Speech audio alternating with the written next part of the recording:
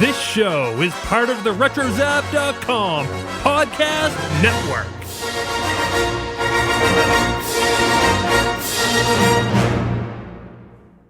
Here, Nova. Have some water. Oh. Try just a little bit, Nova. 12 hours to go. Hurry, Judy.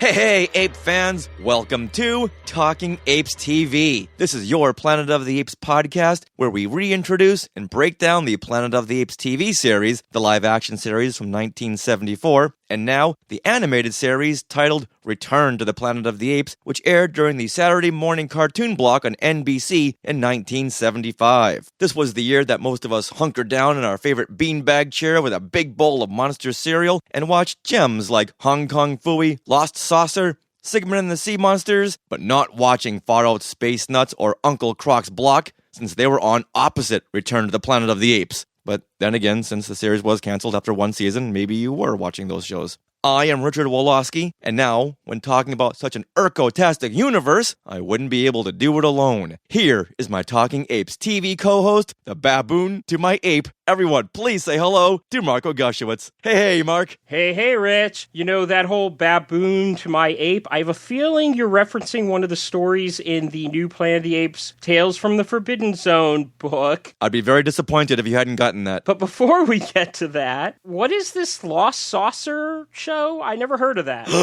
You've never seen the Great Lost Saucer show with Jim Nabors and Ruth Buzzy? Ruth Buzzy and Jim Nabors in one show? Oh my goodness! Oh my goodness! In the 70s, they were two astronauts who come down on Earth and pretty much kidnap children, take them out into outer space for some adventures. Just the fact that it has Jim Nabors in the same show with Ruth Buzzy, that alone makes me want to go look this show up. We're not people. No, we're androids. You mean like robots? Be careful of your language, young man. Oh, we're more advanced than robots. We're constructed not only to act and talk, but to think just like humans. Hey, yeah, you want to watch me think? Yeah. All right, this is my data analysis. Okay? My name is Thumb, and I am thinking like a human. Human. Human. Human. Human. Thank you. Weird.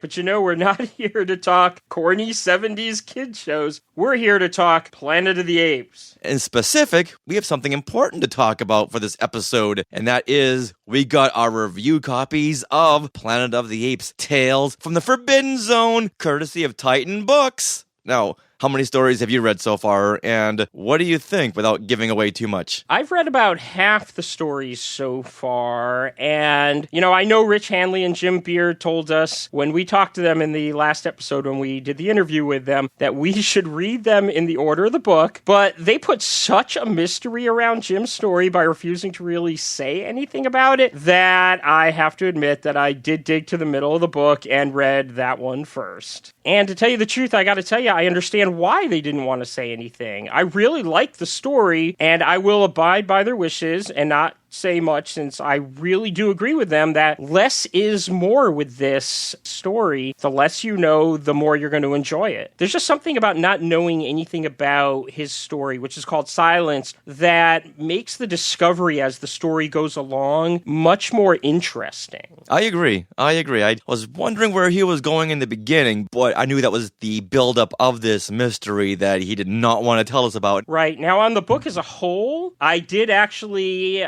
go back after reading Silenced and start reading them in the exact order they are laid out in the book. And I gotta tell you, I'm not a big short story reader. I'm generally disappointed by anthologies because I personally think that 20 to 30 pages is never enough time to tell a story completely. There's some authors like Robert Bloch and Richard Matheson who do this really well, but generally I'm put off by the short story. But I will admit that with this book, I haven't found a bad story in the whole entire set yet. And I think it's because because none of them so far seem interested in telling out a straight-out story, but are more interested in taking something in the Apes canon that we may not have yet explored completely and adding to it. My biggest fear was they were just going to take the classic characters and just give them adventures, and that was going to be it. We were just going to go on these new adventures. But this book really doesn't do that. It really does explore the ape canon and goes deeper into what the classic apes were all about, what their themes were all about, what little tiny pieces of the movies and television stories were all about, and adds to it. It really adds to the canon. It's just not stories, and I really love that. One of the big takeaways for me is how vicious and how strong these gorilla soldiers really are. And I always wondered why, when we were watching the TV series, why can't Pete and Alan just kick more butt than they actually are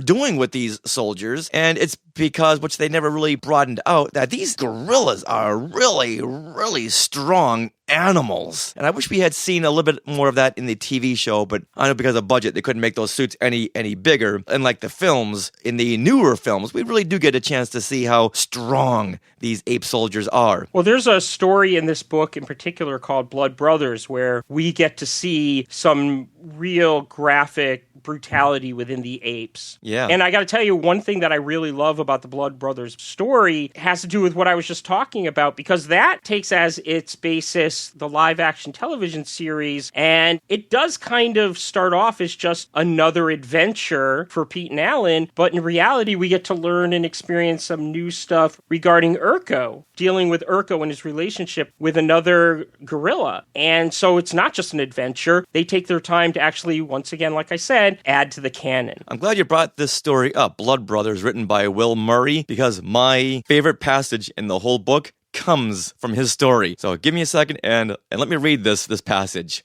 All heads turned, and they saw amid the swirling trail dust a small detachment of cavalry, their hairy faces set and determined. The high, bulbous leather helmet signified Urko's rank, towering above all other simian heads. Mic drop the book, I'm good to go. They refer to Urko's helmet. And I'm going to believe that this was a little wink and a nod to Talking Apes TV. I'd like to think it was. I'm not necessarily sure it was, but hey, let's go there. Let's just say it was. I'm choosing to believe it was.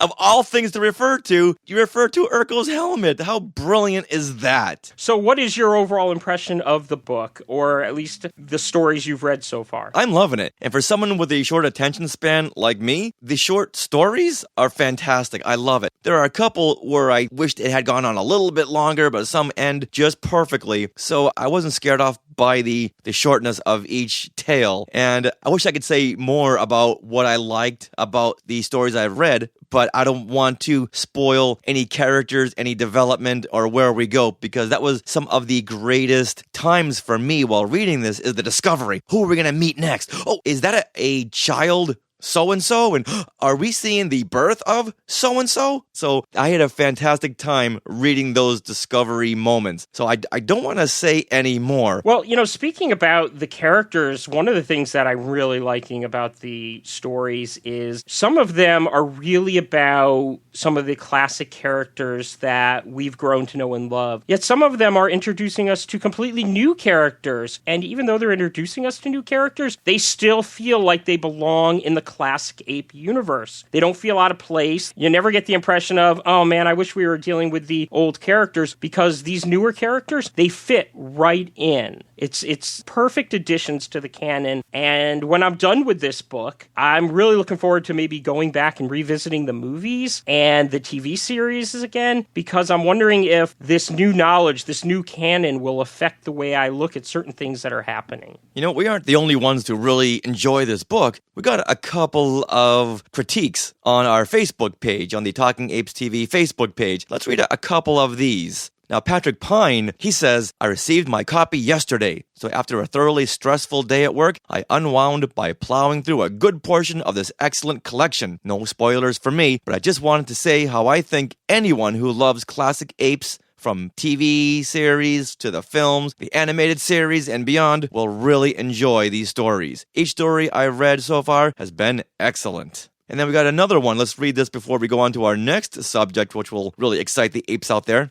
Paul Hoffman says, I'm just 2 stories in and loving this book. Well, here. And you know something? If you go to Amazon's page for the book, there's a ton of really, really solid reviews there as well. I think right now, as of this recording, they're all 5-star. Oh, of course. Now, Mark, you have the book. I've got the book. Patrick Pine has the book. Paul Hoffman has the book. But I am guessing there are apes out there who don't have the book yet. This is going to excite them because we're going to give a copy away, courtesy of Titan Books, through our new Talking Apes TV contest. All you have to do is go to our Facebook page, Talking Apes TV, and comment in the contest post about what character you are most excited to read about, and that will automatically enter your name. So once again, go to our Talking Apes TV Facebook page, and the contest is up top, it's pinned to the top, and just tell us what character you are most excited to read about. Now, you just can't like the post, you've got to also comment on it too. And you have until midnight, March the 1st, 2017. And then we're going to announce the winner on our next episode. As well as read some of these posts. I'm looking forward to seeing what people post. Yeah. It's all over the map with these characters, and I'm very excited. So once again, Titan Books has been very, very generous in giving us review copies as well as a copy to give away to a lucky ape out there. And I got to tell you something, just to reiterate, so far I'm about halfway through, and I'm loving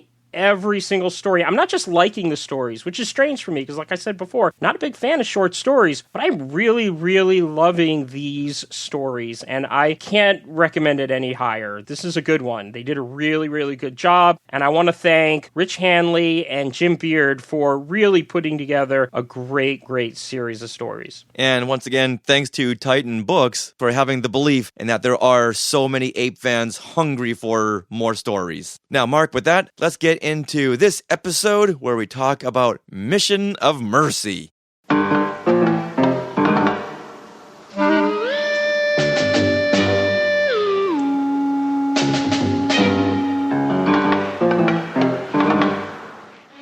Now, this is the 11th episode, which aired November 15th, 1975. And here is a quick recap of what we're going to be talking about. As a result, with the dogfight with the flying dragon creature in the episode Screaming Wings, most of the plane's fuel is gone. Bill, Jeff, and Judy must replenish the fuel somehow, since it is their only way to keep watch over the mountain pass to New Valley. Using an abandoned gorilla truck, Bill and Jeff leave to find more fuel. Meanwhile, Urko orders his troops to find some way of getting into New Valley to capture the humanoids. Shortly after Bill and Jeff have left, Nova becomes very ill. But thanks to Ron's 21st century medical training, he diagnoses the symptoms as a very contagious lung disease that I can't pronounce, which is very fatal after 72 hours. Now, Judy has to race to find Cornelious and Zira, who just may have the serum. All right, Mark, what did you think of Mission of Mercy? Give me your initial thoughts. Well, Rich, I gotta be honest with you. I like the episode, but it's not one of my favorites. It moves fast, it has a little bit of tension, and it's enjoyable. And some of the artwork, especially in one particular section of the episode, is interesting, but it has one big drawback.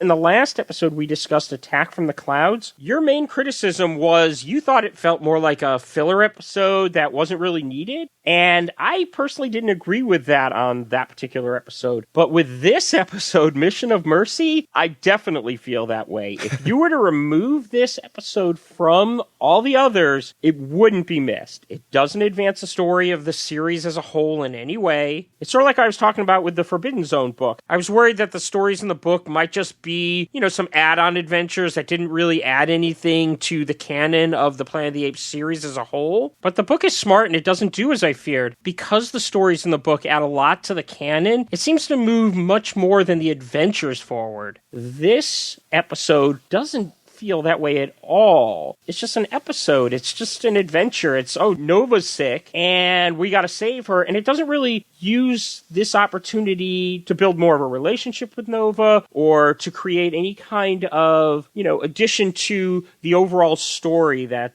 we're being told in this series. I thought this is definitely a filler episode. It doesn't really progress the story of Bill, Jeff, and Judy trying to get home. and which is now where the story should be going to. But they don't only ignore that storyline, they pretty much ignore most of the storylines that we've been kind of getting used to throughout the series as a whole. I mean, they do mention some stuff like the monster bird and the fuel and all that, but that's all it pretty much is it's just a mention. It doesn't really explore these things, it doesn't advance anything, it really doesn't do anything of any significance with any of it. If you were to remove this episode from the whole entire series, nobody would miss it. It seems kind of pointless. I'm not necessarily sure why they decided to tell this story in the manner that they tell it. I think that having Nova get sick could have added so much to the relationships, but instead, it doesn't. It just kind of sits there. Now, that being said, it's still a fun episode, but I would have liked to have seen it, fit in with the rest of the stories better. You know how it doesn't fit in with the rest of the stories? Because Urko had taken a sedative or something, because he's calmed way, way down. He's not as furious as he had been in the last couple of episodes, and I was really looking forward to seeing him spiraling even deeper downward. Well, he's only in about 10 seconds of the whole episode. He's in a couple of scenes, and he's just really, I think he's maybe just, he gotten used to the fact that he's just not going to get these humans. He's fist pounding, but he's not furious while doing it. And finally, Cornelious and Zira have a reason for being in the series. That is true. That is true. Another thing that I noticed that we'll get into a little bit later, I felt like, the show's going off the air, the writers were starting to feel like the station had no confidence in them, so they had to prove how smart they were. Because there are so many big words in this episode, it's kind of like, no, we are smart. Look at the big words we can use. And we'll get into that a little bit when we get a little further into the episode. That's what I was referring to in the beginning, how there are some things even I can't pronounce even while reading them. Right, and I'm sure when I try to pronounce them during the episode, I'm going to get it all wrong. All right, with that, Mark, take us into Mission of Mercy. All right, so we open up and we're in New Valley, and Ron, Jeff, and Bill, and Judy are working on fixing any damage that had been done to the plane after the dogfight with the monster bird in the last episode. Yeah, and I like the fact that they do continue from Attack from the Clouds, because that shows that, okay, we're not just ignoring every episode, they're not just one-offs, but we are building and building. But from this point forward, it does kind of become a one-off, so... Right, okay, so after the first 20 seconds, it does just become just that. There, that does it. This thing should fly. We were lucky. The monster bird didn't do any real damage to the plane. The dogfight did use up most of our fuel reserve. How much is left? If there's no headwind, we have enough for 2 or 3 hours flying. We're in trouble. Why? 2 or 3 hours flying time worth of fuel just isn't enough. There's that mountain pass at the south end of New Valley, remember? You're right. If Urko finds it, there'll be no way to stop him from surprising us. That means the mountain pass has to be kept under regular surveillance. And the airplane is the only way to really do it. But where are we going to get aviation fuel? I bet there's a stock of fuel back at the aviation plant just gathering dust. Oh, no. Another foray into Ape City would be very dangerous. But the advantage of getting the fuel would outweigh the risk of the journey. How will we get there? Well, there is the truck the gorillas left behind. Ron found a map inside the truck. Where is it? Here it is. Good. Now, Bill and I will make the trip. We'll travel only at night over the back country. Here's an abandoned farmhouse. We can hide here during the daylight hours. Now, I know we discussed this once before, so we don't really need to go into it too much here, but I want to mention that Bill says that if Urko finds the pass, that there will be no way to stop him from surprising them, like a surprise attack. If they know that Urko can find the pass, then how could there possibly be a surprise attack? I mean, they're expecting it. Yeah, but they don't know when. And if they know that Urko knows where they are, why not get up and move? Right, but my point is basically a surprise is when something happens that you don't see coming. But they're already kind of predicting it. But yeah, but they just don't know when. That's the point they're trying to make. But now, in the last episode that we discussed, Attack from the Clouds, we had also mentioned that the airplane, if they put that up in the air in order to keep an eye on the pass, that's just going to draw the attention to where they are. It's actually going to show Urko where the pass is. So maybe instead of putting the plane up in the air, they can stop the surprise attack very simply by having patrols out there, having, a watch out there, having people planted up in the mountains or up on the rocks, keeping an eye out 24/7. Wouldn't that work better? That pretty much nullifies the rest of the conversation. It kind of nullifies the rest of the show. You're right.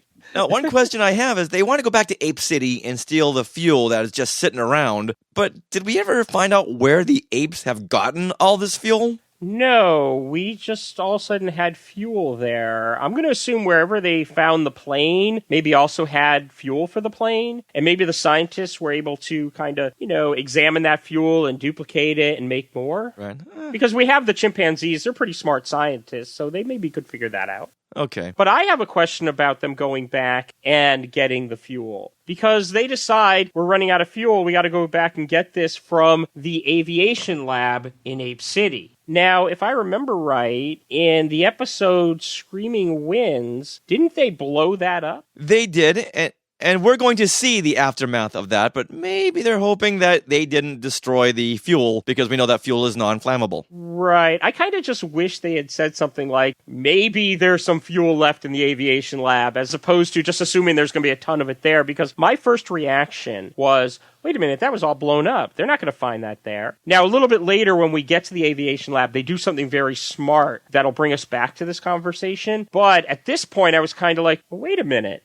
They blew that up. Where's the fuel going to be? Yeah, so we'll get to that in a few minutes. From here, we cut to Ape City, where one of Urko's soldiers is telling Urko that they hope to find a way into New Valley to attack the humans. Scouting patrols have been dispatched, sir, with orders to reconnoiter the entire circumference of New Valley. We hope to find a way to get through the mountain. Hope to find? I'm not interested in hope, soldier. The humanoid beasts must be made to account for their insolence. I demand our soldiers find a way of getting at them. Now, this is what I was referring to earlier, because Urko doesn't fly off the handle when he hears the word hope, which would set him off, because he doesn't want the apes to hope to find it. He wants them to find it. And he just very passively mentions that. I don't know if he passively mentions it. I mean, he's... For Urko, it's passive. Okay. That I understand, because he has been getting really outrageous. In the last episode, he was flying off the handle. He was certifiable in that last episode. And now he's like, go and find them and do what you can. I don't know if it's kind of like that, but I do understand what you're saying. He's not like going absolutely berserk, ready to put in the insane asylum Urko that we've been getting as of recent. And threatening to kill the soldiers who do not find them. That's what we've been seeing. But now it's like, you know what, maybe a day off without pay. Now leave. Right. He's not doing what we're used to seeing him do. He's not acting the way we're used to seeing him act. Didn't necessarily bother me here because it's such a small scene. It's a simple scene. It really only seems to be here to introduce Urko and his need to get the humanoids, somewhere into the episode. That whole entire idea somewhere into the episode. Mm-hmm. Or maybe there's one other reason for this scene. And that's... Well, here's big word number one. If you remember earlier, I mentioned the fact that the writers, might be wanting to show how smart they are, because the ape says the word reconnoiter. That's not even a word. It is actually a word. I looked it up. It's to make a military observation. And then it says in parentheses of a region. So it is a word. But I mean, come on. What kid is going to know what reconnoiter means? You know what? You're absolutely correct. Did you just look it up? Yes, I did. If I hadn't looked it up, then you know that Russ Flores would have written in and told us all about what that word means. Well, not out to Russ. I just feel like the powers that be came to the writers and said, we're going off the air, the show's not smart enough. And the writers are like, you want smart? We'll show you smart. Let's go to the thesaurus. Reconnoiter. That sounds like a good word. That sounds like a smart word. We're going to show them how smart we are. And just so people know, this isn't the only instance we're going to talk about. So. Oh, no. Oh, no, no, no. So now we dissolve to the evening, and Bill and Jeff are in the truck, and they're driving through the Forbidden Zone. We get no setup of them packing up the truck or anything. They're on their way, and they're driving through the Forbidden Zone. And just in case you didn't time it out, Mark, there is 33 seconds of pure driving shots. No, I didn't time it out, and you want to know why? Because I knew you were going to. Yeah, nothing really happens for 33 seconds. It's just them, and that's their way of saying, hey, these guys are really on the move. But did you notice one of the shots? It's from, high above them, straight down on the truck. So we're like literally looking straight down on the truck, and how it looks like the tire tracks aren't really being left by the truck. as much as they're being dragged along with the truck. But literally, there are certain aspects of the tire track, where it's darker and lighter, and those are like moving along with the truck. It's basically as if they drew the tracks on the same cell with the truck, placed it on a background of the road, and then dragged it across. And because the tracks are on the same cell as the truck, they look more attached to the vehicle rather than being left by it. It looks weird. That's his budget animation there, which there's a whole lot more examples of that as we go along. All right, but 33 seconds later, they do encounter some drama when they get to a bridge that buckles as they pass over it. But before they pass over the bridge, Jeff starts to question its stability. Do you think the bridge will carry our weight? Sure, this truck can't weigh much more than my old pickup. First of all, the bridge looks pretty sturdy to me, so I'm not necessarily sure why they're even questioning it. I mean, it looks really solid. But there is a point of view shot, which I'm looking at right now, where you do see some of the planks broken and disjointed. I didn't notice that. I remember it as being like a really sturdy looking bridge. Oh yeah, from the long shot, it looks like it was made yesterday. Also, when they start to cross the bridge and the bridge starts to break apart, they go to a shot of the bridge, and right before the boards start breaking apart, they look like they're really solid beams and all that. And I'm kind of like, when they start breaking apart, thinking, why are they breaking apart? They look like they're real, like this bridge was just made yesterday. Yeah, I don't know if you ever went to Universal Studios in Hollywood when they had the breakaway bridge, but this kind of feels like that. Like there's a couple of grips underneath shaking and rattling and rolling it. Like it's also on hydraulics. Yeah, and they do a good job breaking up the bridge and all that. I just wish that it had looked like a really rickety bridge. Like when we first looked at it, it looked like, oh my God, they're not going to get across that. And as they're going, trying to get across it, Jeff says, "We'll never make it across. I never lost a truck yet." I found Bill's response to Jeff kind of strange. He says, I've never lost a truck yet. How many trucks has Bill driven across bridges that were about to collapse? I looked on Wikipedia, and according to their notes, 35. He's talking like he's been in a lot of dangerous situations with a lot of trucks over a lot of bridges, and he's never lost one yet. Then, when they do get across safely, this interaction happens. I told you we'd make it. Yeah, well, remind me never to believe you again. That's good stuff. That's good stuff. But why would Jeff respond to Bill this way? He just got him across the bridge safely. Why would he say, remind me never to believe you again, instead of thank you, remind me to have more faith in you next time? Because it served as a very good laugh, even though it made no sense at all. None whatsoever. It's like, wait a minute, he just, got you across that really, really safe, and you're kind of insulting him. Yeah, but they needed that moment of levity before they went on to more padding shots of them driving. Yeah, but this was a moment where I was kind of laughing at the show, not with it. I was like, what? I actually had to rewind it to make sure I heard it right. Yeah, I think I find myself laughing at the show more often than laughing with the show. So now we dissolve to this long pan across the valley to the truck coming down a hill, and this shot really seemed to take forever. Mm-hmm. Did you count the seconds on this one? No, but it was very long. If we were watching it and we started it when we started the show, it would probably still be going. All right, so after those few padding shots, we cut back to New Valley. Right, and Judy is calling out for Ron because Nova is really sick. Ron! Hurry, Ron! Hurry! Please, Ron, hurry! Oh, they woke me up a few minutes ago and practically dragged me over here. I found Nova like this. Oh, Ron, I just don't know what to do for her. Let me take a look. We all had medical training in the space program in the 21st century. These symptoms are clear-cut, Judy. I've seen them before. What is it, Ron? It's a chronic case of acute infectious streptococcus. Streptococcus? Yes, that's right. It's a rare type of disease that first attacks the lobar region of the lungs. It spreads very fast and is contagious. After 48 hours, it becomes highly contagious. And 24 hours after that, it's fatal. What can we do? I do remember there was a serum that counteracts the disease in those who have it and immunizes those who do not. A serum? That's right. It's a combination of a specific type of gamma-globulin, parathyroid extracts, and certain viral strains. The serum is the only thing that counteracts infectious streptococcus. But where would we ever find the ingredients? Cornelious and Zira.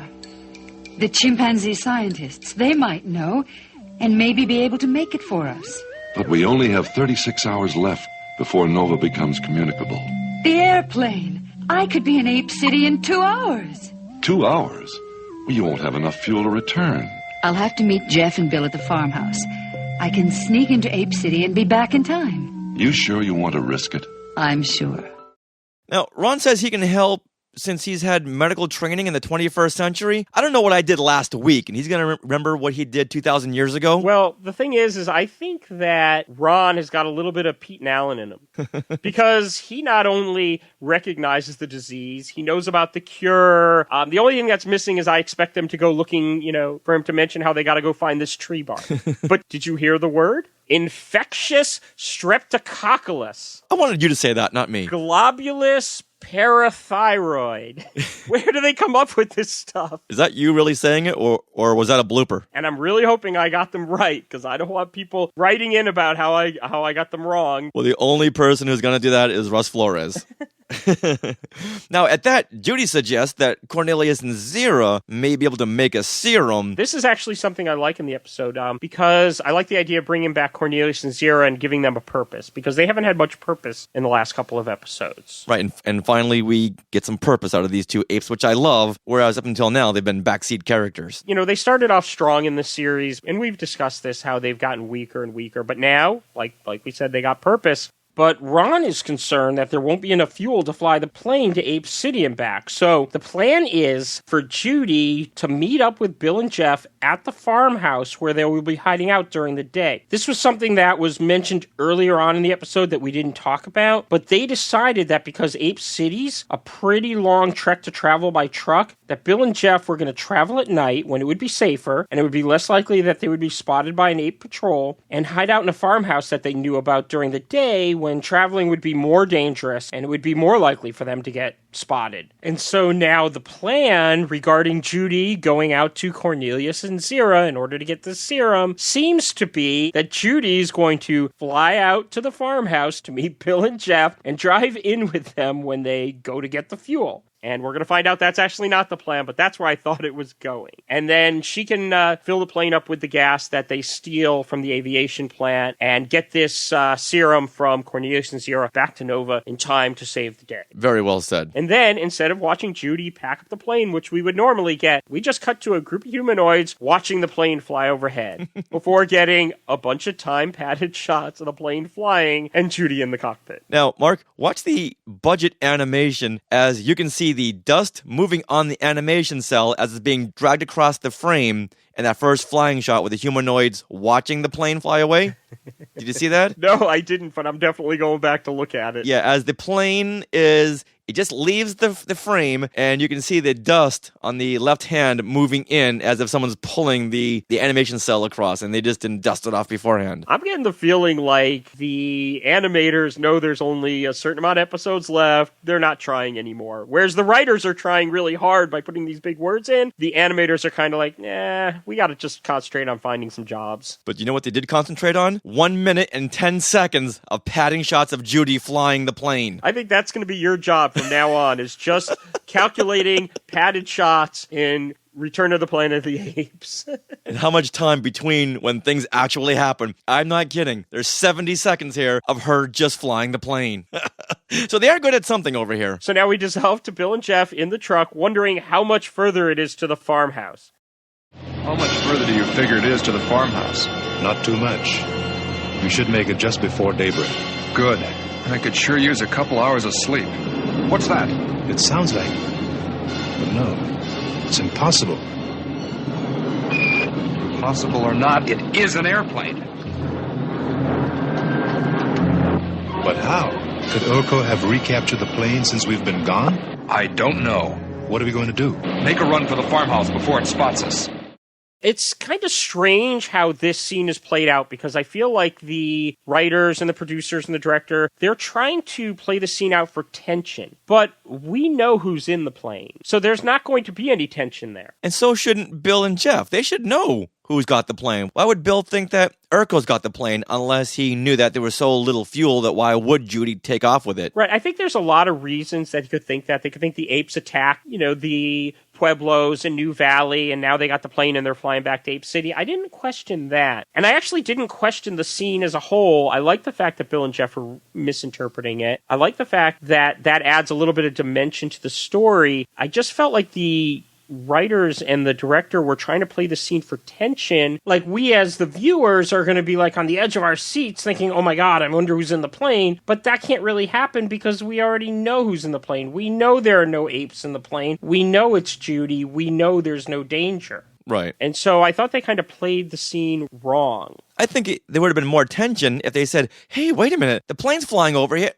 What is Judy doing? There must be a reason. Is there an emergency? And built up tension that way. But once again, we know why she's taking the plane out. So I don't think as an audience member, we're going to feel any tension at that point in time. Not only that, why are they moving forward on their journey if they think the apes have captured the plane? Because now they don't need the fuel anymore.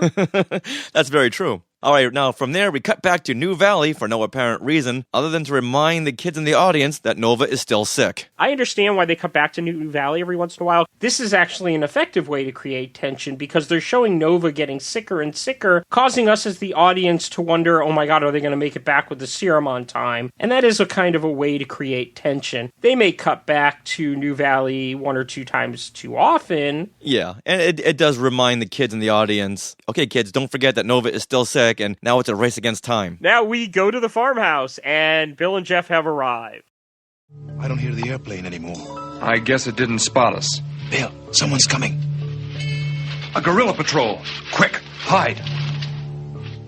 Now, once again, they're playing on something that we just talked about. They're playing this with tension, but we as the audience already know it's Judy. But they don't. As an audience member, we're seeing through the eyes of Jeff and Bill and how they're perceiving this. Right, I guess. I just wish there had been a way, and I'm not necessarily sure how they could have done this, that they could have created a tension for the audience as well. And I think, we never see the airplane land, and maybe they did that on purpose so that we would think, no, Judy's still up in the sky. And maybe they were going for that, so this could be a guerrilla patrol. Do you know how expensive it is to animate a landing plane? Apparently very expensive. So they cut to the chase. But who knows? Maybe that's what they were going for, is that we would think that Judy was still in the sky. So this could be a guerrilla patrol. Oh no, they're in danger. And Bill and Jeff, they go and hide. And I'm going to take a little detour for a second, because Bill and Jeff go and hide inside the farmhouse. And we get a shot of the door, and it slowly opens. And we're supposed to be like, oh my God, who's coming in? Even though they're trying to play it for tension, we as audience members know it's Judy. It's really not that hard to figure out, especially since after a couple of seconds we hear her voice.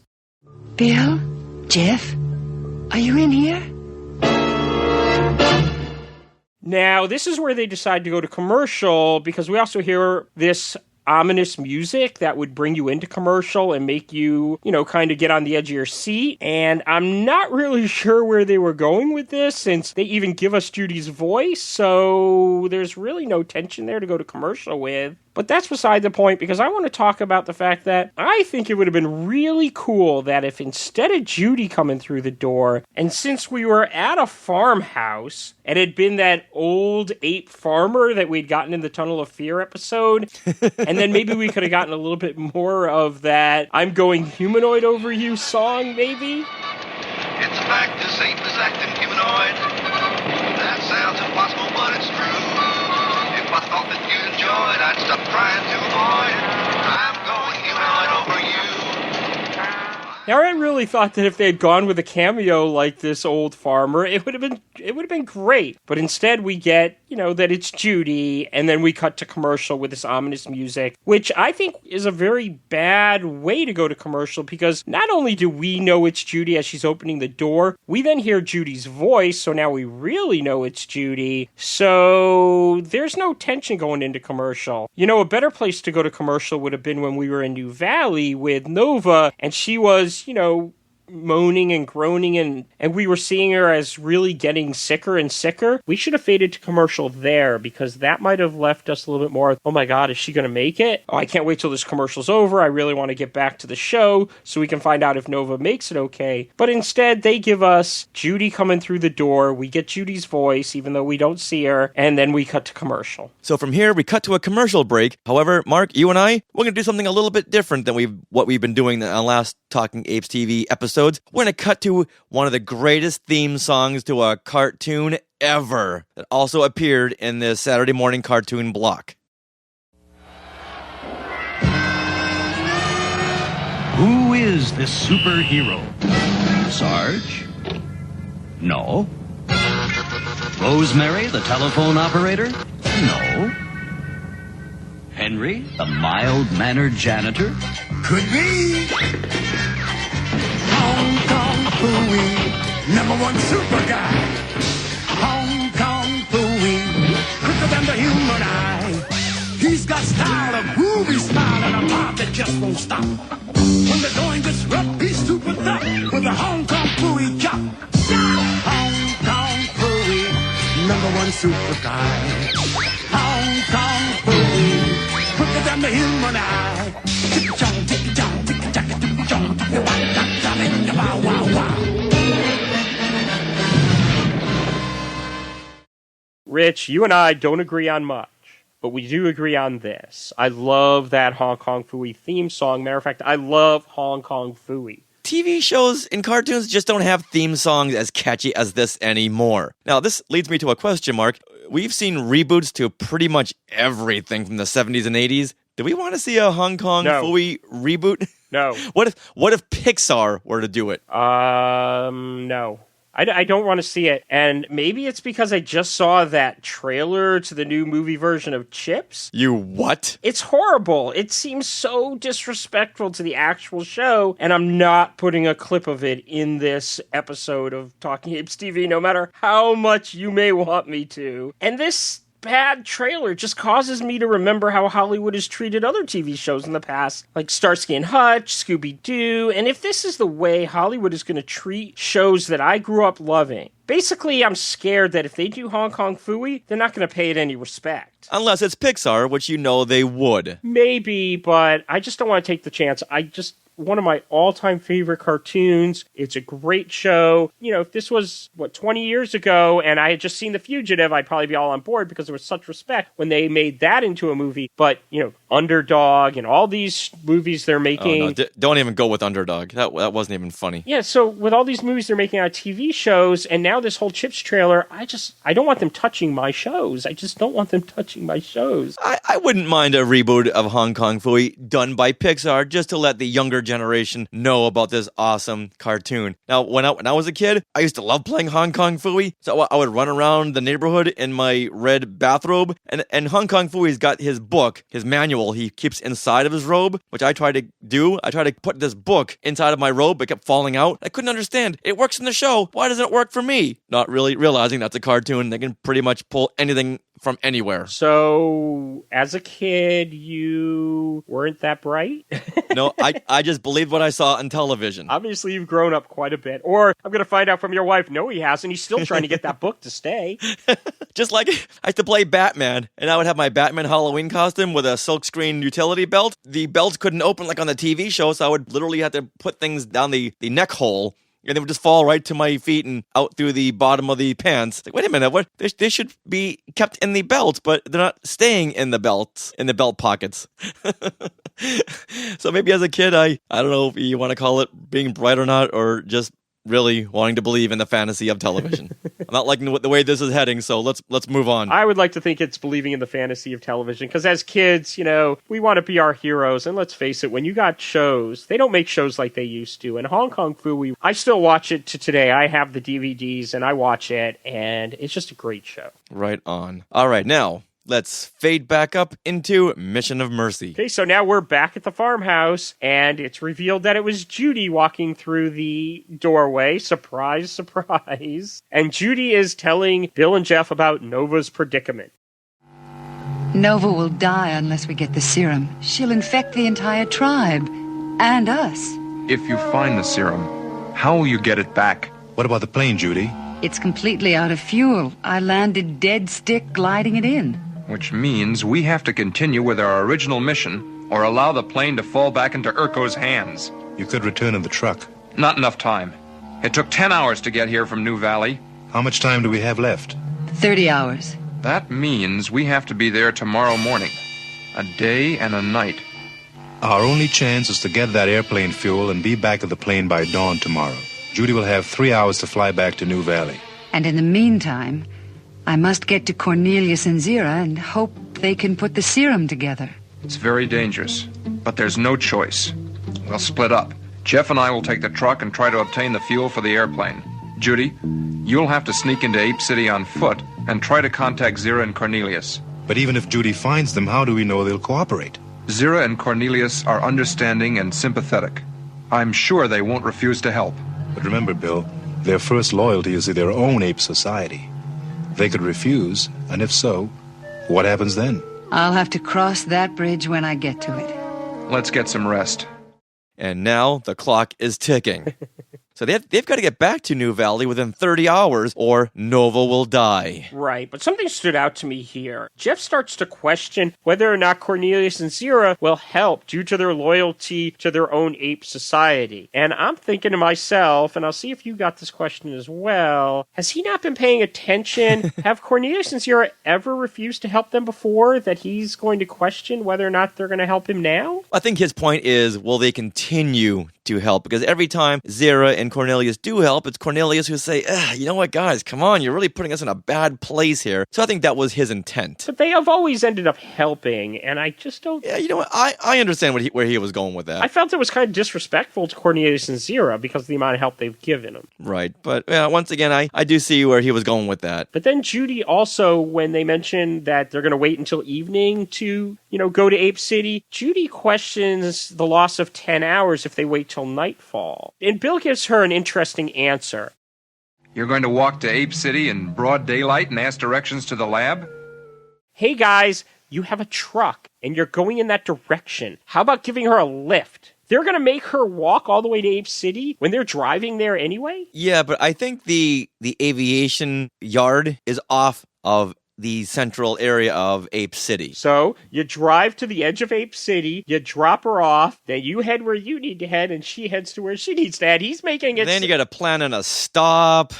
So convoluted. He makes it sound like they're gonna get in the truck and take off from the farmhouse, and she's gonna just start walking in the same direction. And I was kind of like, wait a minute, what? Okay, let's look at it from the Los Angelinos point of view. You're there in North Hollywood. Someone needs a ride down to Long Beach, but Judy needs to go to Northridge. So one is north, one is south. That's a big detour. But the analogy is more like this. You're in North Hollywood, where I am right now, and we're both going to Long Beach. Or maybe she's heading to Northridge. No. They're both going to Ape City. They're both going to the same city. So, if I'm in North Hollywood and you're in North Hollywood and you're like, I'm going to Long Beach, and I'm like, well, I'm going to Long Beach, but I have to walk, I would expect you to say, well, let me give you a ride. I can only give you a ride to a certain point because then I'm heading in a different direction, but I can at least get you to Long Beach. Well, maybe their city is the same thing as our county. It's that big. I never got that impression. Plus, they're still in the middle. Well, I do now. They're still in the middle of the Forbidden Zone, so they still got quite a bit of desert ahead of them. They could have given her a ride.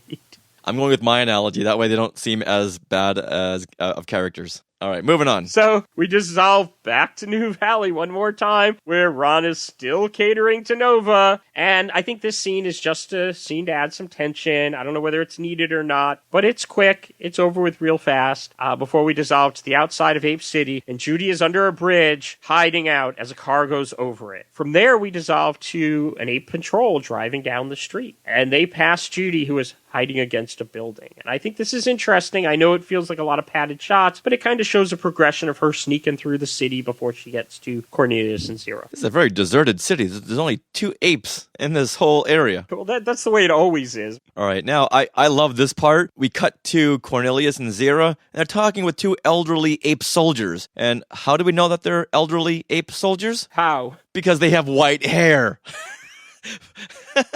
I've never seen an ape with white hair before. This is hilarious. And we should be clear, we're in Cornelious and Zira's lab. We're not at their home. Now let's fill it out by saying these two ape soldiers are looking for donations to the Gorilla Veterans Relief Fund. I'm sorry, but we have no money with us at the moment. But we'd be more than happy to contribute to the Gorilla Veterans Relief Fund. Well, then, we'll be back tomorrow. And don't forget to bring your donation. Don't worry. We won't. Good night, citizens. Gorilla Veterans Relief Fund. Imagine.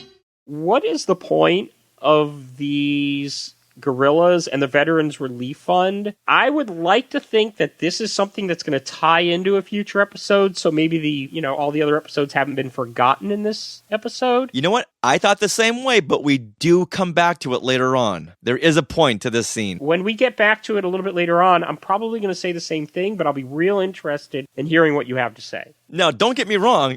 There's not a big payoff, but it does lead to something else. Yeah, I felt like what they were trying to do as a payoff doesn't feel like a payoff. It feels like, oh, we still got to fill in 30 seconds. Let's put some dialogue in there. Yeah. And believe me, I thought the same thing, and I really wanted this to go somewhere. And did you notice in this exchange, we see the window in the background and Judy's head just kind of pops up from the bushes in plain sight and nobody notices? I did notice that. And did you also notice that these two elderly apes look like they're wearing hairnets, like they work in a fast food restaurant? Oh, I didn't. I wish I had noticed that. All right, but then when the elderly gorillas leave, she's like standing right there in plain sight. Maybe apes don't have any peripheral vision. So now we dissolve to a really quick scene with Bill and Jeff standing next to the truck. The old airplane factory is just around the other side of the hill. Let's go on foot from here. So there's not really a lot going on here. It's basically a scene that's just being used as a passage of time so that when we cut back to Judy, she can be almost at the end of her tale as she tells Cornelius and Zira, what's going on with Nova. And so we need your help. Her disease is highly contagious. It could be fatal to all the humanoids. Are you willing to take still another risk, Zira? To help the humanoids? I think so, Cornelius. But what about you? Please, Cornelius. Our lives depend on it. Very well. Thank you, Cornelius. Thank you. Infectious streptococcus. The symptoms sound very much like our inflammatus pneumococcal. I don't have the serum at hand, but if I had the time and materials, I could prepare it. First of all, you'll notice that it did not take much convincing for Zira and Cornelius to say yes. You saw a little bit of trepidation in Cornelius, but they say yes, and it's pretty much right away. But it is paying off what they were saying earlier. Are you talking about what Jeff was saying earlier? Yeah. Yeah, I personally think it's not paying it off because Jeff is questioning whether they'll do it because of their loyalty to the ape civilization. So what I would have liked to have seen is them maybe say no at first and then have to be talked into it. But because they don't have to be talked into it by Judy, I feel like, Jeff had no right to be questioning these apes who have done nothing but be on their side. All right, well, let me say that it doesn't pay off that well, but still, you can connect the dots. But what's the real reason for this scene? Inflammus monococcal. I really don't know how to say this word. Inflammatus monococcal. You just heard it in the clip. That's how it's pronounced. All right, hold on, Mark. Let me give this a shot. Cornelius expelliarmus. Was that close? No, I think supercalifragilisticexpialidocious is closer. All right. Now, this is really important that Cornelius says he doesn't have what he needs, but if he had more time, he could prepare it. Now, that's going to pay off a little bit later on. Right, but that this is actually really interesting because this is an effective way to create tension. They could have had Cornelius just have the serum because he recognizes the symptoms of the disease. He says that it's similar to something else, and so they have a serum for that. They just don't have it on hand, so he's going to have to make it. And the fact that he has to make it makes it be like, oh my God, that's going to be time-consuming. Are they going to be able to do it on time? Right. However, if he already had it, then we wouldn't get to this upcoming awesome montage. Awesome. When we get there, we'll get there. I love this montage. The episode is worth it just for this montage. So if he already had it, then we wouldn't have been able to cut to this. I can't wait to talk about that. Right, but I think what the writers were going for was the whole, well, if they already have it, then she can just turn around and go home, whereas now it's like, oh my god, are they going to be able to make it in time? And I like that aspect of it. Plus, you're right, it leads us to something that we're going to talk about in just a couple of minutes. All right, now from there, Jeff and Bill get to that plane factory from Screaming Wings that was trashed as Judy initially stole the plane. And we do see it trashed. And I like that a lot because earlier on I was kind of questioning, what do you mean they're going to go to the aviation lab? How are they going to get the gas? And all that questioning I had done. So when they get there, I was actually expecting it to be nice and neat and it, that whole explosion to have been forgotten. No. And the fact that it wasn't forgotten, I like that a lot. I like the fact that it was trashed. They were thinking ahead of me. They got ahead of me. And they gave me something that surprised me. Oh, good deal. But we should mention what's not trashed, where all the fuel is. They look over and they see the place where all the fuel is kept. And it's in perfect shape. It looks abandoned. Not a single ape soldier anywhere. And there's the fuel depot. Let's get the truck and load it. So we know they're going to now be able to get the fuel that they need. All right, now we cut back to Ape City in this great still animation montage that shows Zira and Cornelius making the serum for Nova. Now, I can't tell you how much I love this style. This is very reminiscent of that first episode, Flames of Doom, when we saw Bill, Jeff, and Judy, and they were cut off by the big flame mirages before Judy was sucked into the earth to become an underdweller. Also when they're walking across the desert. Oh, yeah. And it might be a very inexpensive way to show passage of time, but it's so effective. Right, because they didn't just say, hey, let's just throw in this artwork. They did some really nice artwork. If I was looking to buy cells from this show, oh yeah, these are the cells I would be looking for. Right. There is one random shot of Zira looking over her shoulder to the camera, which doesn't make any sense, but it's a very, very nice piece of artwork. Now, do you know how long it took them to make this serum? Yeah, I'm sure you're going to tell me. 2 hours and 35 minutes, because they keep cutting back to this clock. And being who I am, I had to time it all out. Now, didn't Cornelius just say that he needed much more time to make it, but it only took him 2 hours and 35 minutes? Did he need 2 hours and 40 minutes? How much time was he thinking? I thought he meant like 2 weeks. But apparently 2 hours and 35 minutes is all it takes. No, he just says, I don't have the serum at hand, but if I had the time and materials, I could prepare it. And I was thinking a couple of weeks, but apparently he was thinking a couple of hours. Well, he obviously only could possibly mean a couple of hours, because Nova's only got a couple of hours. He's only had the total of 36 from the point where they discovered her being sick, so... But dramatically, wouldn't it be better if he needed 2 weeks, but he had to do everything in 2 hours and 35 minutes? I don't know if he had to say 2 weeks, but he could have said something like, oh, I don't know, this could take all day to make, or this could take me more than a day to make, but let's see if we can do it really quick. That might have added some tension. I like where you're going with that, but if you were to say weeks, then there's no way I would believe he did it so quickly. The way he went on about it, I was thinking he was saying weeks, not, if I only had 3 hours instead of 2.5 hours, we could do something. No, I never got the impression that it was going to take that long, but then I never really thought about how long it was going to take, because I knew she was limited on time, and I knew that they were at least going to get it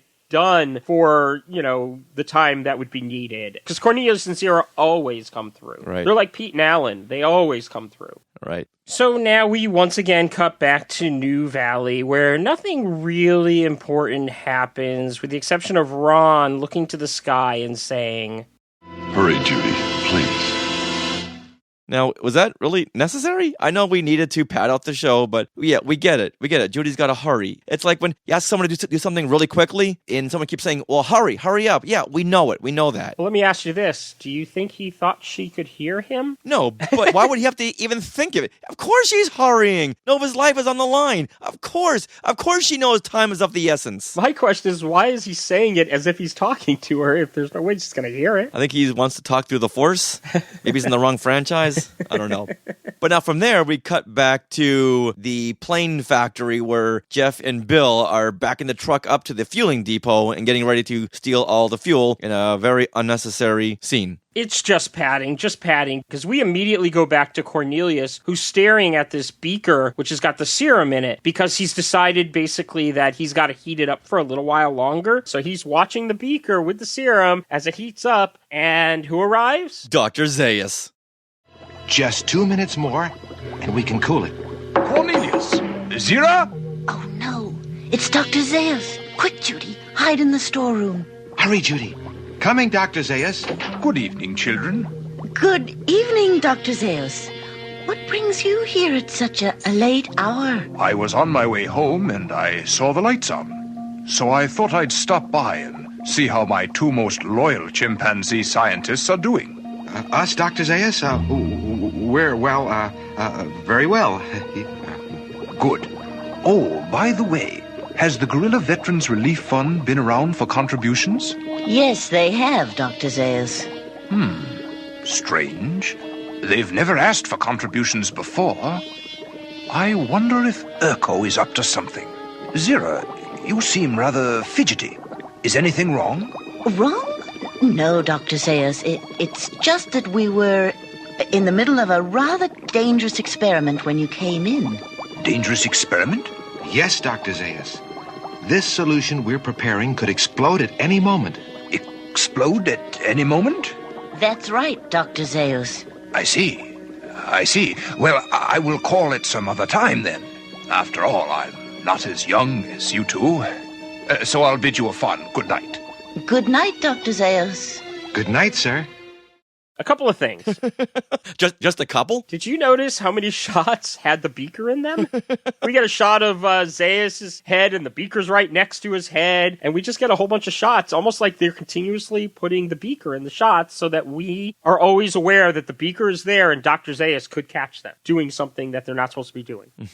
Well, they're scientists. Of course they would be doing something in a beaker. But I thought that was kind of neat how they left that beaker there, to kind of keep reminding us that, hey, Zayas can still discover what's going on. But also, he only needed 2 more minutes to heat it up. And I was wondering if they were thinking that us as an audience member would be thinking, oh my God, you got to get Dr. Zayas out of there. You got to get him out of there or you're going to heat it up too much and you're going to ruin it. Well, I'm thinking on the other side, going back to Zayas, he calls them children. He also calls them 2 most loyal chimpanzee scientists. When he says something like that, we've determined before that he's up to something here. He wants to really put it in place that he thinks of them as children to drop their guard so they'll tell him what's going on. But this is one of those things that really bothers me because this was a place where they could have maybe furthered the series as a whole by putting something in that related to earlier episodes. Is going to lead up to a future episode. But instead, he really has no reason to be here with the exception of the one thing, and that's something that happens every time Bill, Jeff, or Judy visit Cornelious and Zira. We have to have Zayas come in so that we can think they're going to be caught. It happens every time. Bill, Jeff, and Judy never visit the lab without this happening. But this time, Zayas' visit doesn't seem to really have any reason except for, well, we just want to put some danger in there. Well, he also said that he saw the lights on while he was on his way home and thought, hey, I'll go visit my children and see what they're doing. Also, he does bring up the fact that he saw the 2 gorilla soldiers looking around for contributions for the relief fund. So that's also in the back of his mind because he's thinking, wait a minute, they've never done this before. Did Urko put them up to something? What's Urko up to right now? Right, but my whole entire thing is generally when Zayas arrives at the lab, it's because he's trying to get information from Cornelius and Zira. He's trying to slip them up. He's trying to do something that would further the overall story. Whereas here, it really feels like he's just there to be there. Well, I see your point there, and you're right, but this time he's focusing on Urko. Now he wants to see what Urko is up to. So in essence, he is trying to get information out of them, wondering what did those 2 elderly apes come around here looking for? Just backing that up. I still didn't get that, though, because they look like they were trying to get money for a relief fund, a veterans relief fund. But they've never done this before. I understand that, but it just seems like you could yank that out of the story. It seems to have no importance to this story whatsoever. There's no reason for it. You're right about that, but it does pay off having those 2 hair-netted elderly ape soldiers come around in the first place. That's just another impetus for him to be there. I'm just hoping this isn't the last we see of the veterans relief fund. I'm hoping that it leads to something in a future episode. I just have a feeling it's not going to. It just seemed pointless. I think that Zayas' visit seems pointless. I just wish that there had been a reason for him to stop by other than just, hey, Judy might get caught. Right. But then Zayas does notice that Zira is acting fidgety, and Cornelius says that they're working on something that could explode at any moment. And what does Zayas do? He says, you know what? I'm not as young as I used to be, and good night. Now, what does that mean? He doesn't express any concern for their safety. This could could blow up at any minute. I'm out of here. Hey, if this is true, let's get out of here. Come on, guys. What are you doing in here? I didn't even think about their safety there. I was too busy going, why is Zayas acting like such a coward? And why don't they just remove the beaker from the heat then? And he doesn't investigate anymore. Like Urko in the live-action series. Oh, they're not here? Okay, let's move on. Not that he would think that they're up to something, but in the back of Zayas' mind, everyone's always guilty. And someone always has an ulterior motive. But the fact that he doesn't care about their safety...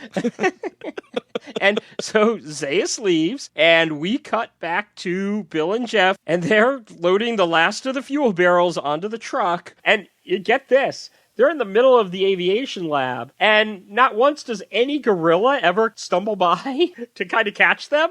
They just go into where all this dangerous fuel is, load up the truck, and they're done, and they can go. No danger for them whatsoever of being caught. Nope. And because of that, the scene's kind of pointless. It's just like, they're finished. Okay. Yeah. How exciting was that? Let's just keep moving on with Cornelius and Zira, which we do. We go back to the lab. I think the producers were worried that this is going to be such a talky episode. They had to keep breaking it up and cutting back and forth just to keep the kids' senses moving. Right, but it feels like there's so many areas where they're trying to create tension where there really is none, or they could create tension and there is none. Like there were possibilities for, a moment of almost being caught while they're loading up the fuel. That could have been really nice. But they just ignored it all, and they're able to load that fuel up, no problem. I mean, this is highly flammable stuff. You figure there would at least be a guard there. But anyway, so from there, we move back to the lab, and Cornelius is finishing everything up. But now, as we've noticed, this took quite a bit of time. And Judy was hoping to just show up, they'd have a serum, and she'd be able to go. But this took a lot of time, and she's really concerned that it's too late. The serum is ready. I'm afraid it's too late, Cornelius. What do you mean? It's too late for me to make it back to the plane by dawn. And now we go to commercial. Now this is a proper place to go to commercial, because now you feel like, oh God, all hope is lost. When the commercial's running, you're going to be thinking to yourself, oh my God, let's get back to the show. I want to see what happens. Let's get back to the show, as opposed to the last commercial break that we talked about. All right, but like the last commercial break, we won't cut to a commercial. Let's cut to another 60s/70s theme song, which I cannot get out of my head. HR, pop and step, push your bend when things get rough. HR, pop and step, can't do a little 'cause you can't do enough. Once upon a summertime, just a dream from yesterday, a boy and his magic golden flute heard a boat from off the bay. Come and play with me, Jimmy, come and play with me, and I will take you on a trip far across the sea. But the boat belonged to a kooky old witch who had in mind the flute to snitch. From her broom broom in the sky, she watched her plans materialize. She waved her wand, the beautiful boat was gone. The skies grew dark, the sea grew rough, and the boat sailed on and on and on and on and on and on. But Puff and Stuff was watching too and knew exactly what to do. He saw the witch's boat attack, and as the boy was fighting back, he called his rescue racer crew as often they'd rehearsed, and off to save the boy they flew. But who would get there first? But now the boy had washed ashore, Puff arrived to save the day, which made the witch so mad and sore. She shook her fist and screamed away.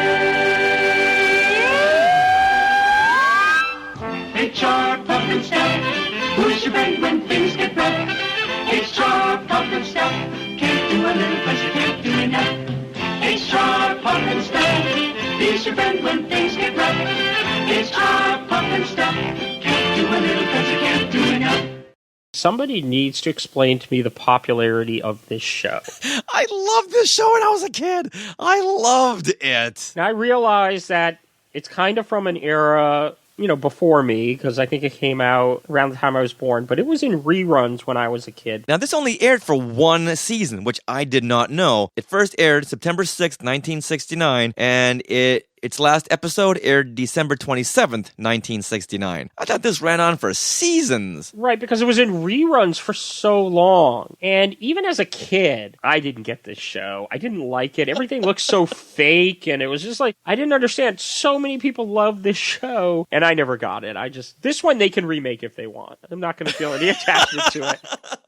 You know what? It wasn't until years later I knew that H.R. Pufnstuf was a dragon. Now, to me, he always looked like Mayor McCheese from McDonald's. They both had that same kind of head, and in the early 70s, the Ronald McDonald characters were everywhere, including Mayor McCheese, and I thought this was like a McCheese character. Did you say he was a dragon? He's a dragon. How is he a dragon? He's got a pointy tail. Other than that, that's my point. And he's yellow. Why would he be yellow? Now, you know what? Say what you will about the show, but once again, this show had another awesome theme song. Now, let's try to forget that the theme song was all about child abduction, because Jimmy, the little boy, and his flute, they go running around the park, and then there's a ship that calls to him. He jumps in, it takes off, and little does Jimmy know that it was Witchy Poo behind all of this, and she turns the nice-looking boat into a wicked witch boat, and she's abducting this child for no apparent reason. Now, this theme song is 1 minute and 51 seconds, but it does a great job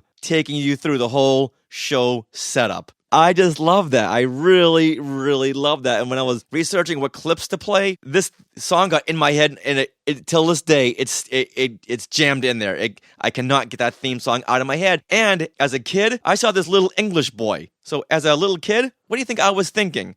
I thought, is this Davy Jones? It does have a very Monkees feel to the show, but I think the Monkees was far superior. Well, that goes without saying. But he's a little English boy that has black hair, and I thought maybe this is Davy Jones a little bit later on. So I think maybe that was one of the appeals when I was a kid. And then while watching the show last week, I thought maybe, is all of this in Jimmy's head? All of this Witchy Poo and H.R. Pufnstuf and all this fantastic land? What if that's all in Jimmy's head? Now you got no idea what I'm talking about right now. I just want to move on. We return to the Planet of the Apes. I don't get the appeal of H&R Pufnstuf. I know people are probably going to send in a lot of listener feedback saying, how could you not like this show? Because there's a lot of love for the show. But I don't get it. All right, all the apes out there, you now have homework. You got to write into Facebook and tell Mark how wrong he is about not liking H.R. Pufnstuf. Now, let's cut back to Return to the Planet of the Apes. All right, so we come back from commercial, and we see an ambulance speeding through the Forbidden Zone with its siren blaring. And the ambulance is being driven by Cornelius with Zira in the passenger seat and Judy in the back, which I'm going to get back to in a second. And this is how they're going to get Judy back to the plane on time. Now, I've got two things to say about this. First of all, good for Cornelius and Zira. They're actually going to drive Judy back to the plane and not make her walk. But also, why do they have the siren blasting? You usually would turn the siren on to get people out of your way, to get them to move over. But they're driving through the Forbidden Zone where there's nobody there. And also, if there were apes there, wouldn't this be drawing unwanted attention to them?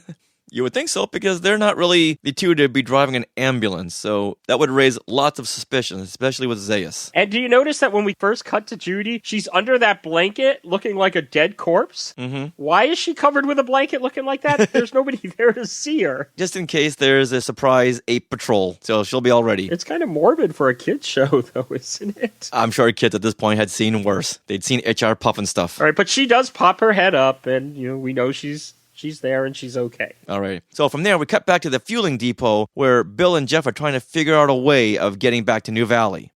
We'll never make it. What do you mean? If we go back the way we came, it'll be daylight before we reach the farmhouse. But we have no choice. Sure we do. We can risk the main highway. It's a lot faster. And a lot more dangerous. There are bound to be guerrilla units everywhere. We either have to take that chance or risk having the airplane discovered by the guerrillas. You're right. Let's take the main highway. Here we go.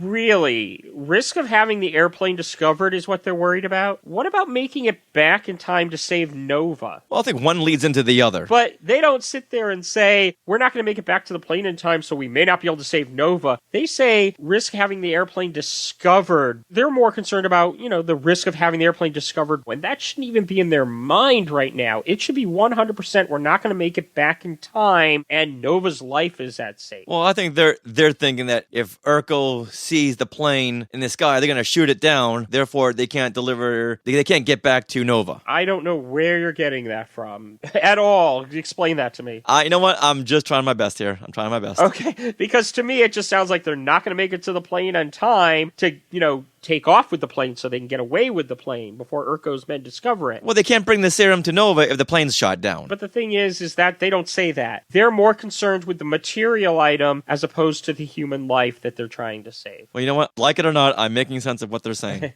Pete and Alan would have been more concerned about Nova. All right, now we cut back to New Valley. 4 hours to go.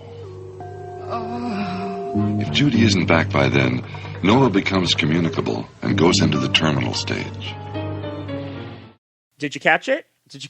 Communicable. Another one. You just know that they had a thesaurus on their desk and they wanted to use it. From now on, that's the only reason to cut back to Ron. Is so the writers can say, look how smart we are. Look at the words we know. They can put this new thesaurus to use. Right. So we cut back to Bill and Jeff as they're still on their way to the farmhouse. So far, so good. Not a single guerrilla patrol.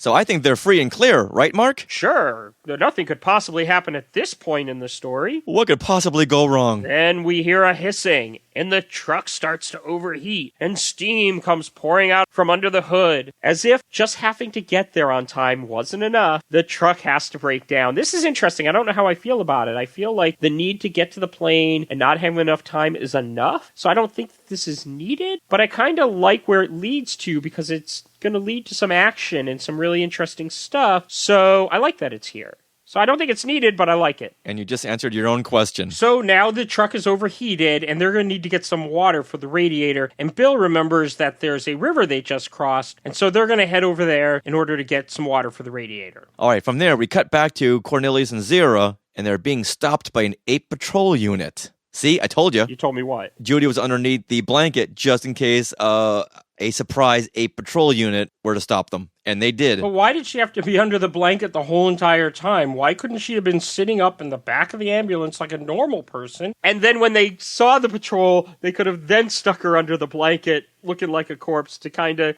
hide her. You know what? Maybe she's method. Maybe she wants to get into the part of being a corpse. But they are stopped by a roadblock in the middle of nowhere. Cornelius, what's wrong? Don't speak, Judy, and lie perfectly still. State your business. We're on our way to a burial. Oh, yeah? Whose? A humanoid. A humanoid, huh? And why all the rush? The beast died of a contagious disease. It is also fatal to simians. What? A dangerous disease? Well, what are you waiting for? Get going. Yes, sir. Thank you, officer.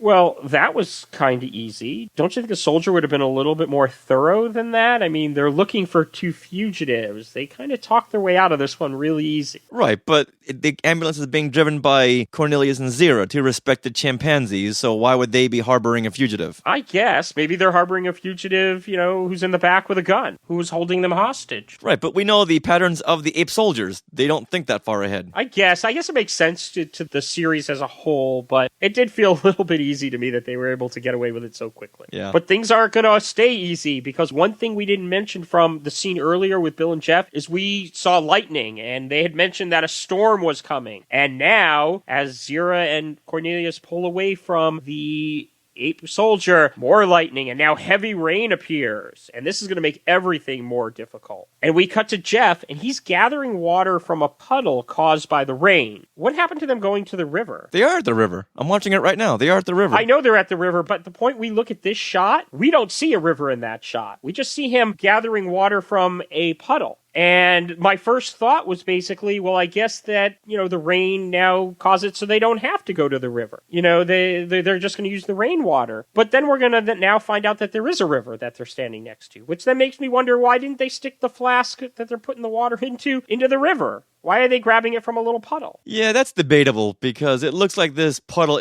or whatever it is has a stream going. So I think maybe it's the edge. It's a little puddle. It's not a little puddle. You can get lost in what I'm looking at right here. Yeah, I didn't even know they were near a river. It just started raining too. So you won't get a puddle that deep that quickly. But I'm watching them. They're at a little puddle. They're not at a little puddle. Here's the thing. At the point we see this shot, we don't actually know that they're near a river for at least 20 more seconds. At the point we see this shot, it looks like they're getting water from a puddle. And then something interesting happens and they hear some movement and they spot some gorillas across the river, and that's when we realize there's a river. And actually in that shot where they spot the apes, it still doesn't look like a river. So you don't even know it at that point that there's a river there. All right, I'm going to prove you wrong. I just looked it up on Google. Puddle. A puddle is a small accumulation of liquid, usually water, on a surface. This is not a small accumulation of water. And it is a small accumulation of water. It's about the size of my leg. That's a pretty big body of water right there. When people go and they look at this shot, I want people to go look at this shot. They're going to notice that it's a little puddle they're grabbing that water from. Then they hear rustling. We see these gorillas across the way. You can't even tell that what's between them is a river, although I'm guessing that it is. And then the apes start to chase after them, and they inflate these rafts and get into the river. And at that point, I'm like, oh my God, they are near the river. Because that's the first time that I noticed the river. They grabbed that water from a puddle. And then you have to wonder, why didn't they take the water from the river? All right, hopefully Angela Rushmere can please get on this and show everyone a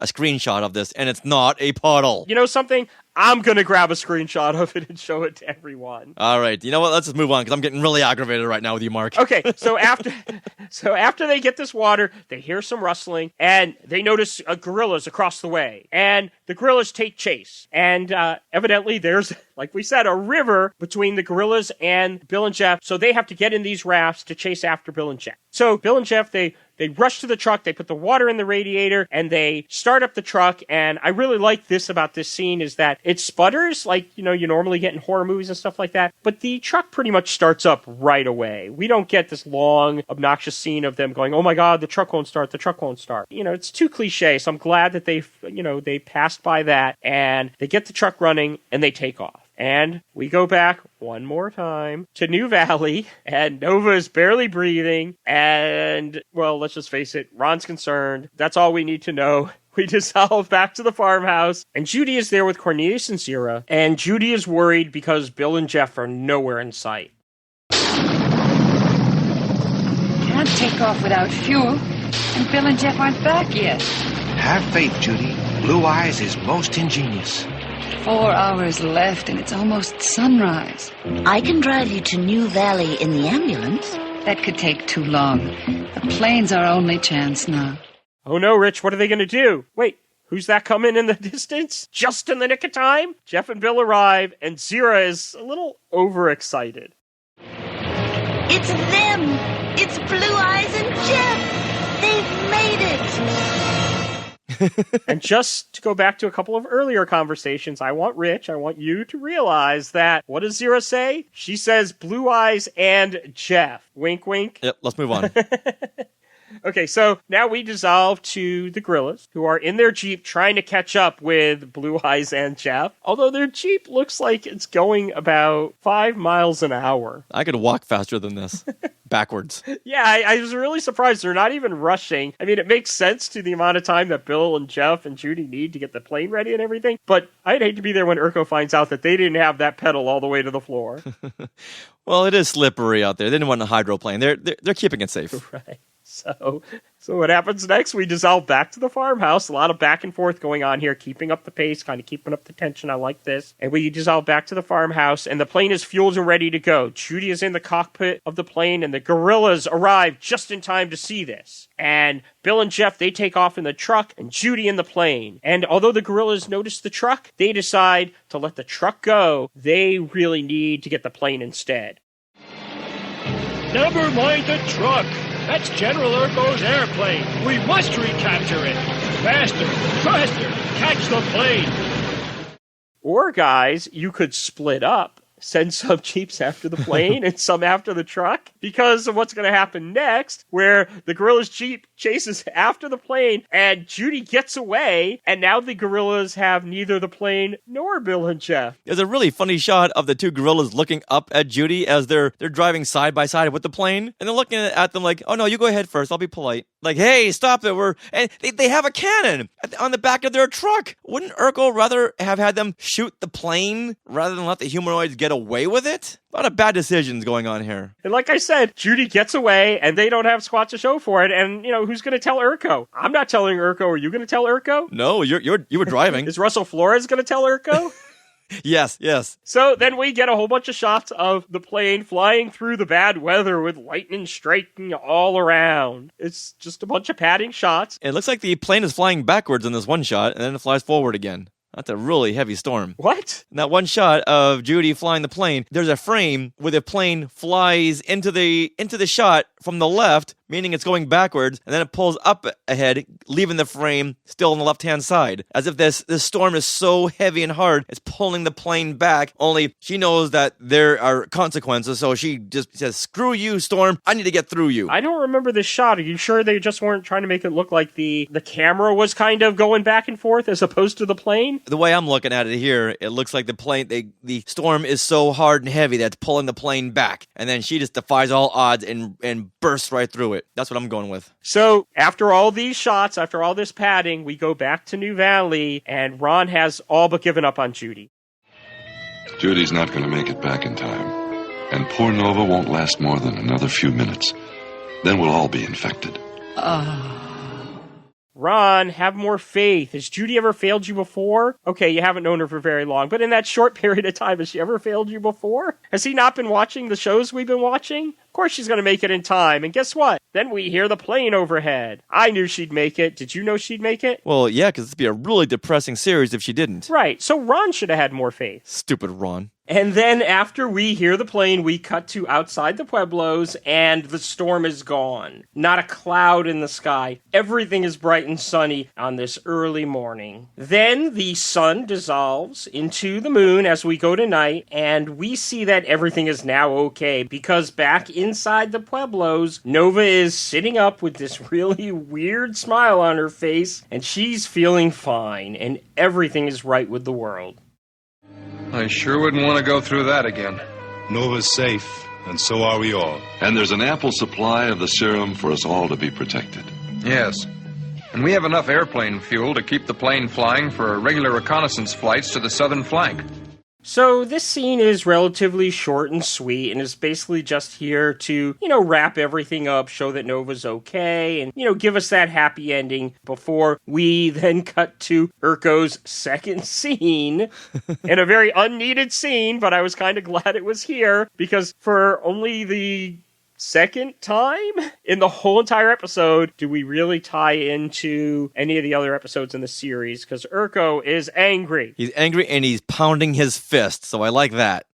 I want my airplane back, and I want the humanoid beasts to pay dearly for their actions.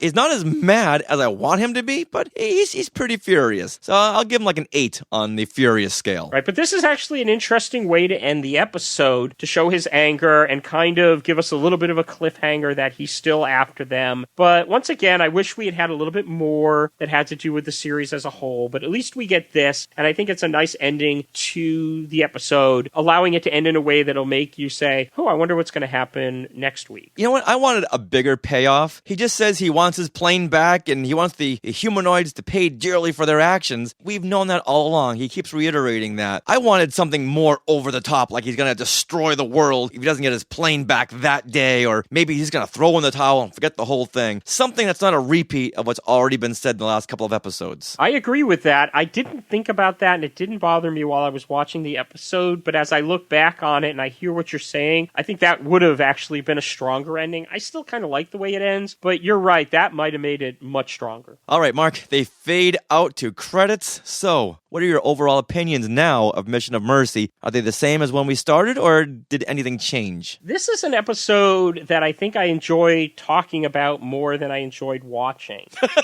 I think we had a lot of fun with it, noticing all the little things and, pinpointing and laughing at it. It works really in that kind of way that I wonder if this would have worked better as one of those types of bad movies that you sit around with a group of friends and you heckle it the way that Mystery Science Theater would do. I wonder if that would have been a more effective viewing of this particular episode. Now, I like it as a whole. Like I said earlier on, before we started kind of getting into the episode, I think it moves fast. For 20 minutes, it's pretty good. I wish they had taken out a little bit of the padding to add a little bit more character. I really, really firmly believe there needed to be more in there that advanced the story of the series as a whole. But I'll tell you, it's worth watching for a couple of things. One is, I really like that montage in the center with all the pictures when Cornelius is making the serum. I really, really enjoyed that. And matter of fact, when we hit the comic book conventions, whenever we're asking for cells, I want to find one of those.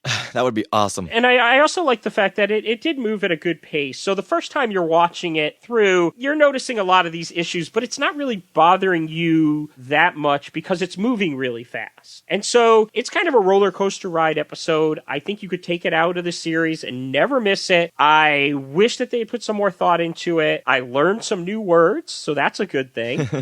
But overall, if I were to rate this amongst the episodes that I've seen so far, it would be towards the end. It wouldn't be the worst of the episodes, because that's the Ice Mountain thing. Terror on Ice Mountain? How dare you? Terror on Ice Mountain makes this one look like a masterpiece, but I also wouldn't rate it with the best. I did feel like maybe they were running out of ideas, and that's why they didn't put stuff in that continued the series forward, but it was still fun to watch. If you don't think much, and you just sit back with some popcorn, check your brain out at the door, I still think it's a fun episode. You know what? It had its moments. It could have used a big creature, a big monster, something, but I do like the episodes that tie everything together and progress the story. Now, it did tie in Attack from the Clouds and Screaming Wings, so I will give them credit on that, but this could have been a C story. Didn't need to be an A story or a B story, but everything in there could have been in another episode where it was just the third subplot down. And I want to see more ferocious Urko. We were getting there. Every single episode was building on his ferocious character, and then it just came right down, and just having him bang his hand on the table just wasn't enough for me. And maybe I'm just expecting more from Planet of the Apes rather than just having too many sequences that's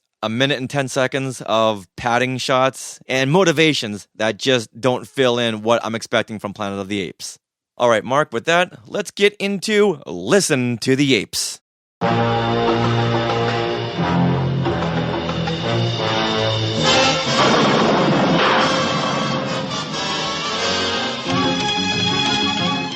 All right, Mark, we got a really interesting Facebook message here from our good friend Joshua Ubernerd. Ubernerd? Yes. I like that name, Ubernerd. He begins with, hey, Talking Apes TV. I love that. Then he writes, it's Joshua, a.k.a. Ubernerd from the arcadearchives.com and the Beyond the Start Button podcast. I like the sound of that. He says, I have been listening to your podcast since the beginning. When I first listened, I never knew anything about Planet of the Apes other than just the first movie. As I continued to listen to the podcast, I became intrigued by the Apes universe, so I decided to watch the new movies, which I ended up loving to death. However, until recently, I never saw any of the other movies, minus the Tim Burton one, because apparently that one doesn't count. Well, here. That all changed this holiday season when I went to Best Buy looking for the last 2 seasons of Star Wars The Clone Wars. I didn't find what I was looking for, but I ended up finding Dawn on sale and decided to look for Rise to go with it. Lo and behold, sitting right in front of Rise was the Planet of the Apes Legacy Collection. I picked it up to see how much it was, and it was on sale for $20. That's how I got my Legacy Collection too, $20. So I purchased all of them. Over the next weekend, New Year's weekend, I marathoned all 5 of the original 8 movies. I was a little nervous at first because I wondered if I was going to like the movies or not, but I ended up loving them. So if you're wondering, my favorite movie ended up being Escape. I feel that the movie has such an interesting story from start to finish. Thank you, Talking Apes, for introducing me to this universe. I'll be looking out for the TV series DVDs next. Even though I have already listened to all your podcast episodes and covering the series, I still would like to see the show visually instead of in my head. from your new ape, Joshua, a.k.a. Uber Nerd. Well, two things I want to say to Joshua. First of all, I appreciate the fact that you've listened to all our episodes, but yes, you really do need to now go back and watch the live-action series because the episodes are just fantastic. And the second thing I want to say is if you are such a big fan of Escape and it is your favorite movie, then you're going to want to read Murderer's Row in the short story anthology, Planet of the Apes, Tales from the Forbidden Zone, because that one directly relates to Escape from the Planet of the Apes and has a really, really interesting take on the story in that it is done from an outsider's point of view. If you want more information on that, you can listen to our last episode where we actually talked to the author, John Jackson Miller, about that particular story. What I'm really interested in, Joshua, after you do see the live-action TV series, I want you to reach back out to us and let us know how that differed from what you had seen visually in your head. Because we had played sound bites, we tried to describe things as we were watching them, but now I want to see if there was any kind of similarities or differences. So I want to see if what he was seeing in his head matches the TV shows. I really want to know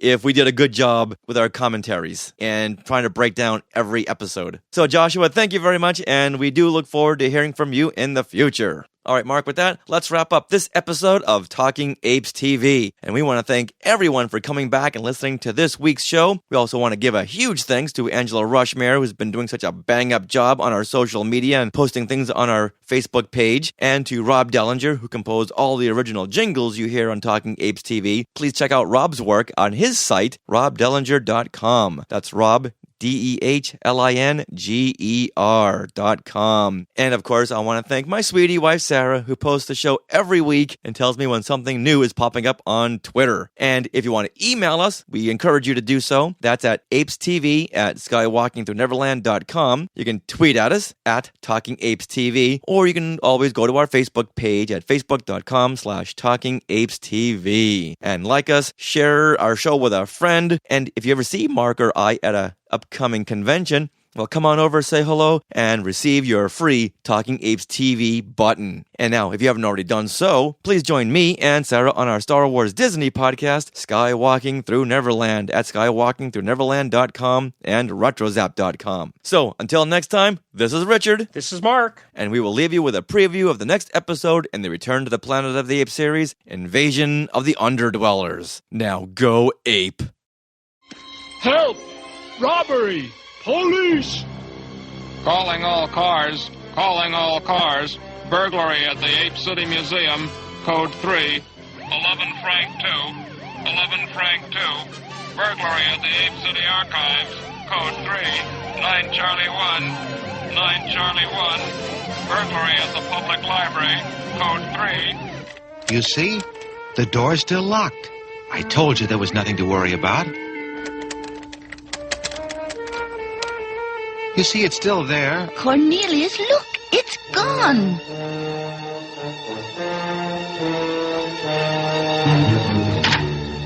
Operator, get me the police. I want to report a burglary. Hello, police. I want to report a theft. A valuable antique.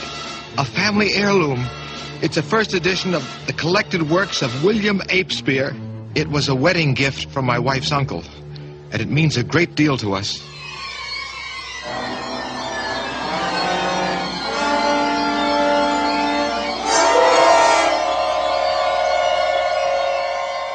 Thank you once again for listening to Talking Apes TV. You can help support Talking Apes TV by posting about us on Facebook, Twitter, or just tell another Planet of the Apes fan. We would also appreciate a 5-star review on iTunes. A link to our iTunes page can be found at skywalkingthroughneverland.com. Talking Apes TV was created by Richard Wolosky and Marco Gushewitz with graphic designs by Sarah Wolosky. Talking Apes TV is not affiliated with 20th Century Fox or the CBS network, and all names, sounds, or related items of Planet of the Apes are registered, trademarked, and copyright 20th Century Fox and the respected trademark and copyright holders. All rights reserved. Talking Apes TV is intended for entertainment and informational purposes only. All the original content of this podcast is the intellectual property of Hey Hey Entertainment, copyright 2016. All rights reserved. No part of the show may be repurposed, reproduced, redistributed, or rebroadcast without the written consent of